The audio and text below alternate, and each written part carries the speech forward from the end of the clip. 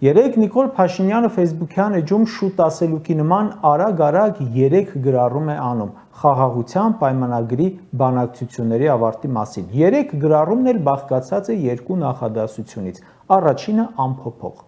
Գրառում 1. Հայաստանի եւ Ադրբեջանի միջև խաղաղության համաձայնագրի նախագիծը համաձայնեցված է եւ սպասում է ստորագրման։ Ես պատրաստ եմ իմ ստորագրությունը դնել այդ փաստաթղթի ներքո։ Իսկ ինչ եղավ պայմանագիրը։ Հիմա էլ համաձայնագիր դարձավ։ Լավ, հերն էլ անիծած։ Ժողովուրդը սպասում է, որ հրապարակես, տեսնի ինչ է, ուր է։ Չի հրապարակում։ Ու զանազան աբսուրդ հիմնավորումներ։ Մեկ ասում է, դե